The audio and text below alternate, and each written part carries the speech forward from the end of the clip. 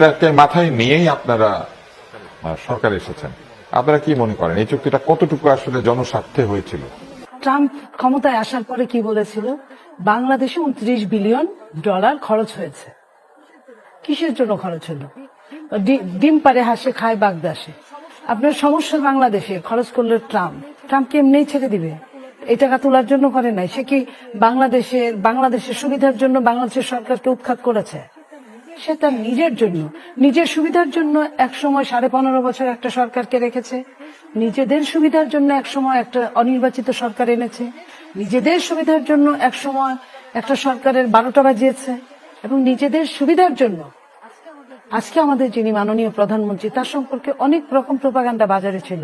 তাকে কোনোদিন বাংলাদেশের প্রধানমন্ত্রী হতে দেওয়া যাবে না, হতে পারবে না। আপনি নিশ্চয়ই এটা মনে আছে।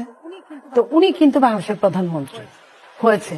তো এটা কি তাদের সঙ্গে ব্যক্তিগত কি আক্রোশ ছিল বিএনপির? অবশ্যই ছিল না। এটা হচ্ছে এক ধরনের এই ধরনের ছড়ায় তারা তাদের স্বার্থ সিদ্ধি করে। আমার কাছে আমার ব্রেন খুবই হালকা, আমার কাছে এরকমই মনে হয়।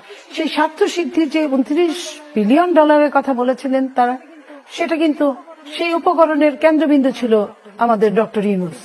বিদেশি মানুষ 18 জন বিদেশি, ওই যে ইখতিয়ার উদ্দিন বিন বখতিয়ার খলজি যেমন 17 জন অশ্বারোহী নিয়ে বাংলা বিহার উড়িষ্যা জয় করেছেন, উনি 18 জন এনে বাংলাদেশকে ধ্বংস করে গেছে। তো এই যে ওনাকে যারা এনেছে, আপনি কি মনে করেন এই ছাত্ররা এনেছে? নো। আপনি কি মনে করেন?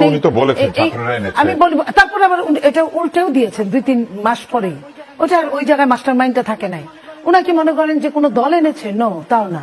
এই যে যারা বলেন যে 29 বিলিয়ন খরচ করেছেন, তারাই তাকে যে কোনো ভাবে এনেছেন তাদের স্বার্থ সিদ্ধির জন্য। আপনি, আমি বা আমরা কেন আশা করি যে আমাদের স্বার্থ সিদ্ধি আজ হবে, ডক্টর ইউনূস আমাদের স্বার্থ সিদ্ধি করবে? আপনার মনে নাই?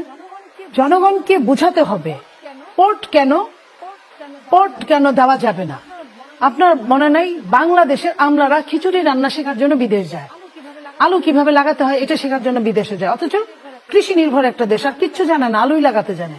যে দেশের সরকার একটা সময় বলে যে বেশি করে আলু খাও, ভাতের উপর চাপ কমাও, সেইখানে সেটা শেখার জন্য যায়।